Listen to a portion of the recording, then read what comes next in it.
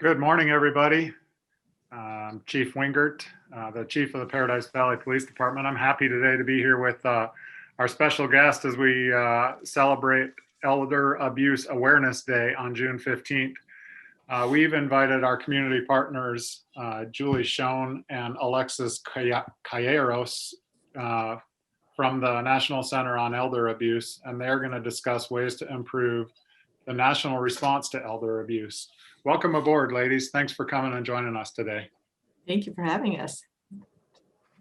And you can get going on your program whenever you're ready.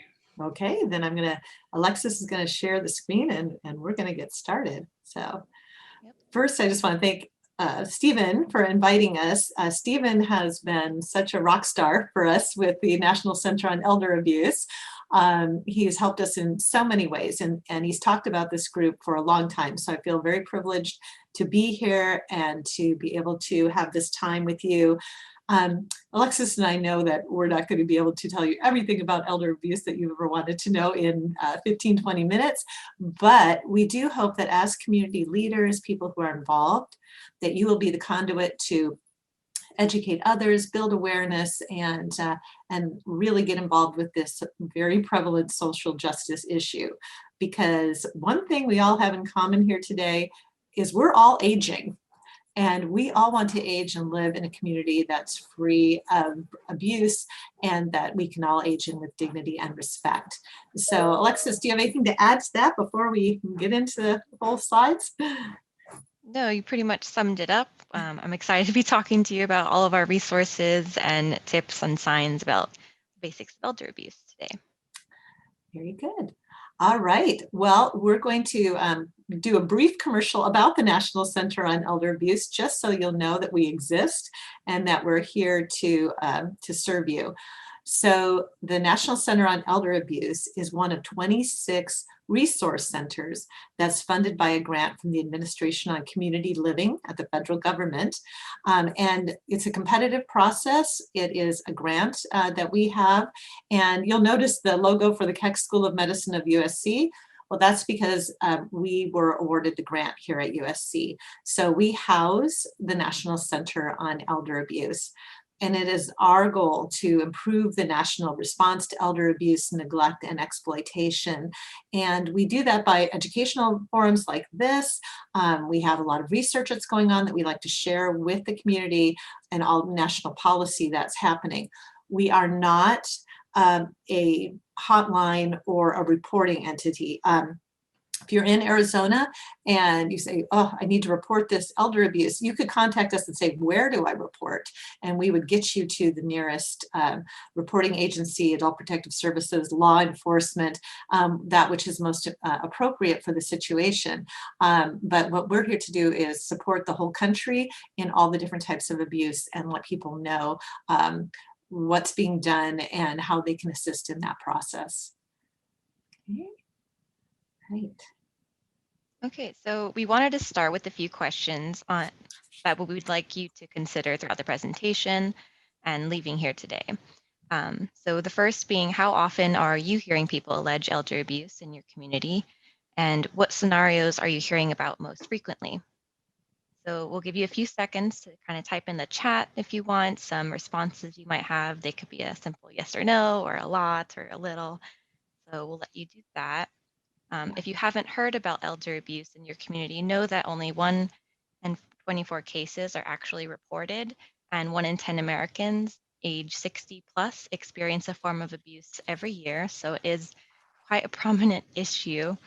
In addition to these general elder abuse questions, though, we also should be asking, what are we doing about the problem?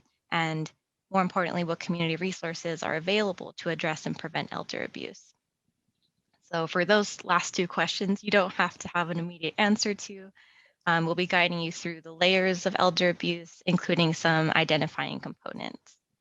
So that's it. And I understand it's really kind of difficult sometimes to put things in the chat about what you're seeing in your community. Maybe by the end, we might have some questions or things that we've seen, but I think we can just kind of continue and hopefully we can have a discussion about the different types of elder abuse that are happening in the community too. And so, All right. So that moves us into what is elder abuse. And it takes a wide range of things. People tend to focus in on one thing or another, but it is a mistreatment or harming of an older person in an injustice that we all need to prevent and address. And it takes many forms that you're seeing here.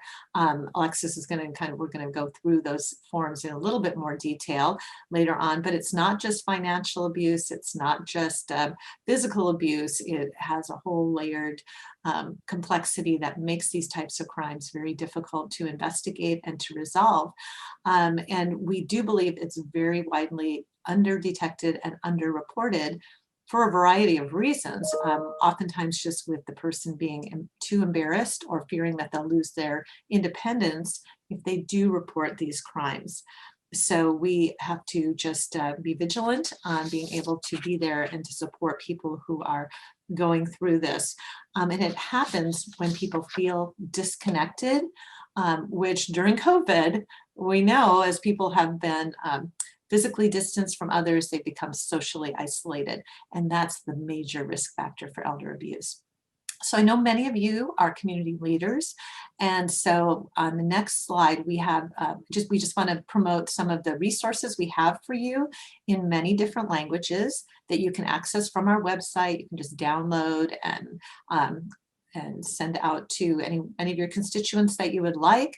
And these are a little more verbiage heavy. We have some that are definitely just for the grandparent scam, or for if you've been scammed, what to do, very more, just a few sentences.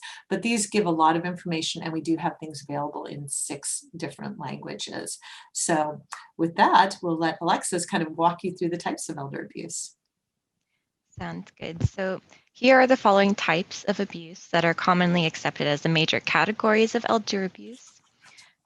Although there are distinct types of elder abuse defined, it is not uncommon for an older person to experience more than one type of abuse at the same time or at different times.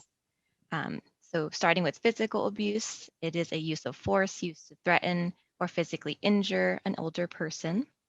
Psychological or emotional abuse includes verbal attacks, threats, rejection, isolation, belittling acts that cause or could cause mental anguish or pain or distress to the older adult.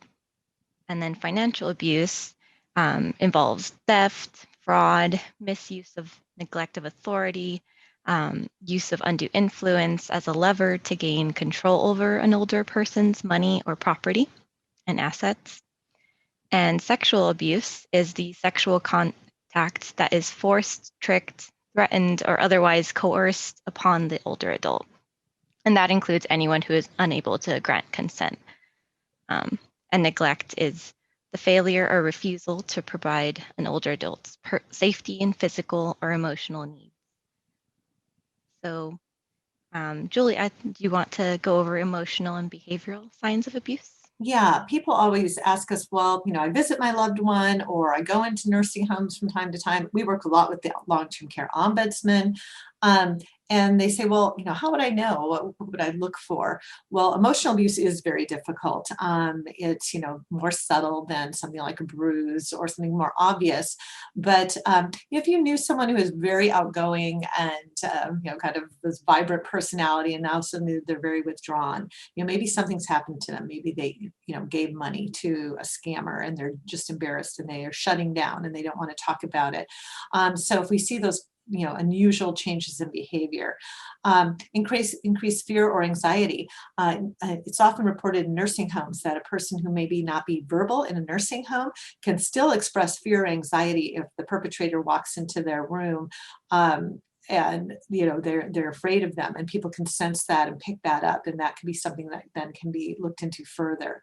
The isolation, which, as I mentioned, with COVID has been so difficult. That's why it's been very important to, although be physically distant, be socially connected, and that means utilizing things like verified friendly visitor phone calls to people, other services that we learned through the elder care locator that are credible and trustworthy, to check in on people and just see how they're doing and say hello.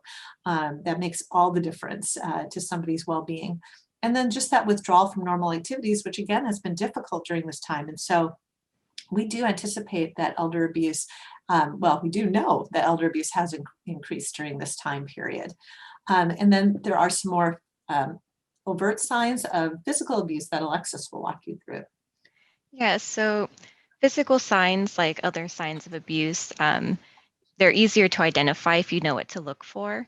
So for physical signs, it's important to look out for dehydration or unusual weight loss, any missing daily living aids like glasses, or if the older adult needs a cane, unexplained injuries, bruises, cuts, or sores, unsanitary living conditions and poor hygiene, and unattended medical needs. So these are some helpful signs to definitely look for, and they might not always be noticeable. So it's important to just keep track if you are concerned about an older adult, how their well-being overall is and how that's changing over time. Going into some financial signs, these include fraudulent signatures on financial documents, any unpaid bills, unusual or sudden changes in spending patterns, in their will or other financial documents. And like all the other signs of abuse, it is up to all of us to know them so we can immediately report any suspicious abuse occurring in our communities or long-term care facilities. So we do have a lot of resources, as Julie mentioned, and here are some more NCEA resources that go over the signs and red flags of elder abuse. And all NCEA resources, as you mentioned, are downloadable via our site. Feel free to pull what you need if you wanted to spread awareness about elder abuse or learn more about specific forms of elder abuse. So in addition to that, Julie, what are some additional things people can do to prevent elder abuse? Yeah, as when we started, I mentioned that we're all aging. We're all in this together, and we want to create societies that are free from abuse so that we all benefit from this. And I know that at times people think, well, this is such a big issue, but it really is an issue that has solutions that working together we can resolve. And it can be just as simple as incorporating some of these things into your habits or into your community work as you go forward. And the first one, to me, is the most important one, and that's to listen to older people and caregivers to understand their challenges and provide support. Here at the NCEA, we have a helpline. We have a physical call-in phone line that people can call us and ask us questions and concerns. And oftentimes it is just someone being very frightened. They don't like what they see going on at their neighbor's house, or they themselves are feeling threatened. There's been a lot of things with housing lately. And so we listen, and then we see what we can do and what services we can find for them and help them. And sometimes, we disregard an older person because they're in a wheelchair or they're not at eye level, or we aren't sure they hear us or whatever. And so it's getting to that eye level, talking to that person, and really being responsive. And I'll talk more about that when we go to Eagle.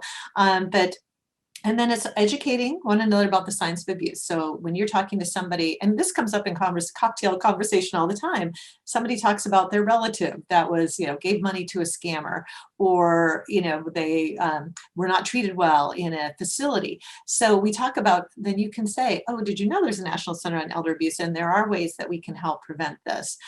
So by us telling you today, you'll tell others, and then we can help to build this bridge of support.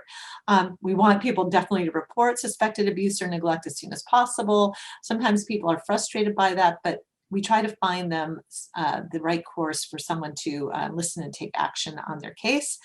And then we build that community that fosters social connections and support. So important to have transportation that older people can access, community centers where hopefully they're opening up now and people can get back and stay connected, libraries, places where people can meet. And then we are doing like today, we're reaching out to all of you and to other public entities and support so that people can access and not feel so alone in this. And then we have something that Department of Justice came to us and said, we want law enforcement to be more in tune with older adults. And so the Department of Justice funded us to do the Elder Abuse Guide for law enforcement. And we just want to give a shout out to this because Stephen has been so involved in this. Plus, it's available to all of you if you want to look at it. It has a wealth of information in what we think is pretty digestible format. If you go to eagle.usc.edu, it will pop up. It will even tell you how to load it onto your phone if you'd like it to have with you. Very user-friendly. And it does have, this is a little teaser for you, and I hope I'm not stealing your thunder, Alexis, but it does have some roll call videos. There's a little example of scrolling through, and someone you know might make an appearance in our latest video about talking to older adults that we think you'll find very helpful. And plus a really great overview roll call video about elder abuse and how it does take a lot of people working together to resolve the issue. So we just do want to do a shout out to Eagle, and Alexis is going to just take you through a couple more things that we think are valuable. Yes, so thank you, Julie. Here are a few tools on the Eagle site that we think can be utilized by community members just as much as law enforcement. We have excluded our roll call videos on this slide, but those are great too. Fun fact, as Julie mentioned, Officer McGee is featured in our roll call video on interviewing older adults, so go check that out. Starting with Eagle's state-specific laws tool on the left there. It's a great tool to get to know your state's laws, their penal codes on elder abuse, and it's simply used by clicking on your state. So here we have California highlighted as an example. So by clicking on your state, you'll get your state penal code, statutes, state mandated reporting definitions, consumer protection statutes, and direct links to your state legislation if you wanted to look at that more thoroughly. And to the right is a screen grab from our community resource referral tool. And another example of Los Angeles is because we're based here. So this tool will provide community resources based on your zip code, and all you would need to do is enter your zip code and hit submit. And then a list would populate giving you contact details and description of the services in your area, including adult protective services, long-term care ombudsman, rural resources, and just other social services in your zip code. And we went ahead and kind of used this tool with Paradise Valley's zip code and found some great resources for you. So here are some APS services and long-term care ombudsman numbers. As we mentioned before, we don't need to prove that abuse is occurring. It is up to professionals to investigate allegations of abuse, or we highlight working together as one of the most important factors in elder abuse cases. So making a report in instances of suspected abuse or neglect is the right thing to do, and it's pretty easy to do by calling one of these services in your area. So when reporting abuse, programs such as Adult Protective Services or APS and Long-Term Care Ombudsman programs are here to help. When you report suspected abuse in the community to APS or Long-Term Care Ombudsman, they'll usually take the case from there, and you'll do your due diligence as a friendly neighborhood elder abuse reporting person, I guess. So for serious and immediate emergencies, though, definitely call 911. And again, APS, it's if the elder abuse is on a community level, and for long-term care ombudsman, it's if abuse is occurring in nursing homes or long-term care facilities. And for reporting numbers outside of your area, it is important to use that area's zip code to find their local APS services. So if you're concerned for an older adult outside of your area, you could use Eagle's community resource referral tool, or down below there, Elder Care Locator. It uses the same mechanism where you could enter your zip code and find those resources. And Julie, can you share more ways to get involved in elder abuse prevention? Absolutely. Thank you, Alexis. So as you can see, Alexis and I are sitting in these boxes with all these banners about World Elder Abuse Awareness Day, June 15th, coming up very quickly.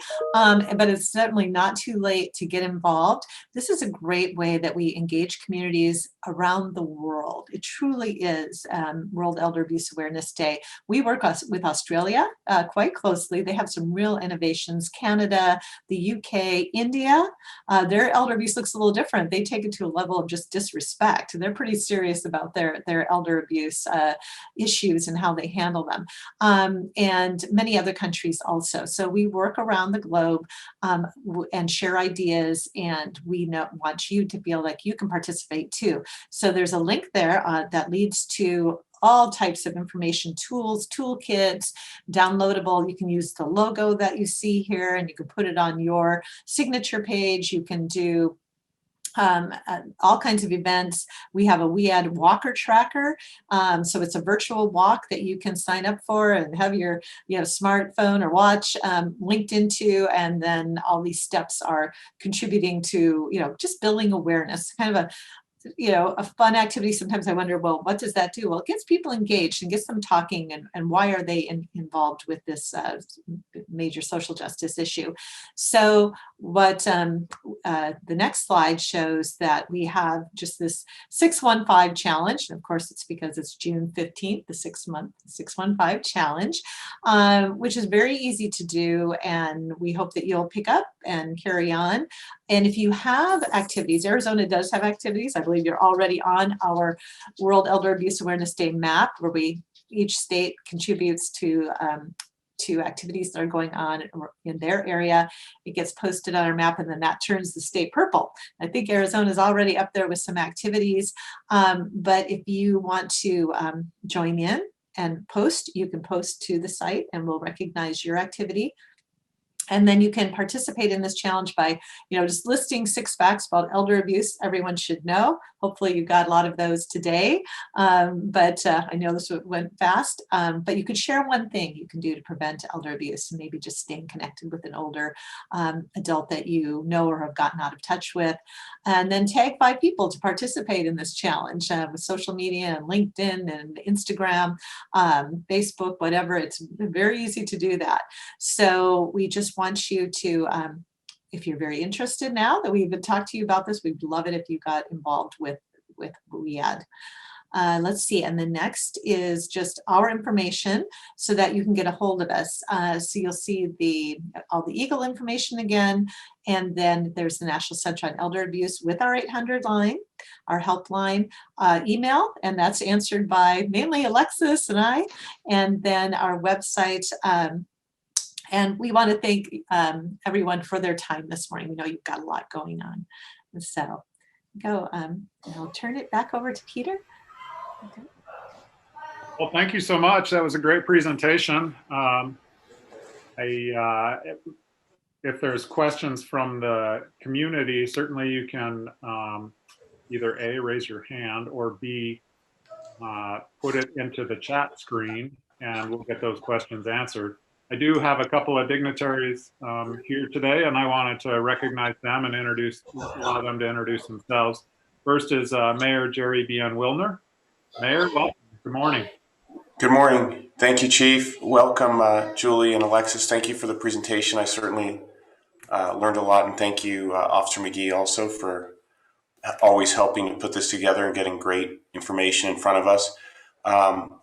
One thing I'd like to invite you to do, to Julie and Alexis, if you're interested, and no need to answer now, you may need to check your calendars, but I'd really like to support your mission of raising awareness, and I think the town would as well. So normally I'd want to offer you a chance to do a presentation before 6:15, but we have a very packed meeting on the 10th, and then we're on summer break. But if you'd like to join us, one of you or someone from your organization, to help lead us in the pledge and maybe give us the 6 and 1 rather, and then maybe we'll take care of the 5 by getting it online. We do our council meetings on Zoom right now, so you could just zoom in at 6 p.m. Right around 6 p.m. on the 10th. It would be a pleasure to have you lead us in the pledge, and you can feel free to give a little announcement about 6:15 and what it means, and then we'd be honored to have you lead us in the pledge. So it'd be my privilege on behalf of the council to do that, to help you in your mission to raise awareness for our community, especially our elders. And that's all I had to say. I just want to thank you again for the great information, and thank you for what you're doing to help protect a very vulnerable and valuable segment of our community. Thank you. Thanks, Mayor. That's awesome. I also have Councilmember Anna Thomason. Councilmember Thomason is our ACOPS Advisory Committee on Public Safety liaison to the council. So good morning, Councilmember Thomason. Good morning, Chief, and welcome, ladies. Thank you for joining us this morning. Mayor, what a great idea. I will be busy thinking about my 6-1 between now and council member, so thank you. And Chief, I just wanted to thank you and your officers for what you do for us every day. I know sometimes that seems redundant, but what you do matters to all of us in the community. And sadly, many of us were deeply touched yesterday by the loss of a Phoenix police officer, a young man and former Marine who lost his life in the line of duty. So I just invite anyone on this call to join me and my family as we keep their family in our prayer and in our good intentions. So Chief, thanks again to all your crew in blue and in the department. Thanks. Thank you so much. Also, it's great to see the town manager, Jill Kymack, here this morning. And I know she's told me she doesn't have anything to say, but I appreciate her attendance nonetheless. Stephen, anything else or do you want to reveal the topic for next month? Yeah, give me 1 second. Let me look it up. We've got lots of great topics coming up over the next couple of weeks. And next month will be on the 7th of July. And we're going to have a partner charity who will discuss a one-of-a-kind experience that's awe-inspiring and deeply meaningful to families with children who have disability or terminal conditions. So they're one of our community partners that we've done a lot of cool work with, and they'll get a chance to share some of the stuff that they're doing out there. Well, thank you so much. Julie, Alexis, we really appreciate you joining us this morning, and best of luck in your endeavor to make people aware of elder abuse. We're thankful for you coming this morning, and for Paradise Valley, I appreciate you coming, and the coffee is still warm, so get yourself a hot second cup of coffee and have a great Wednesday morning. Thank you so much. Thank you, everyone. Thank And we'd you. love to Thank you, participate. everybody. So let us know.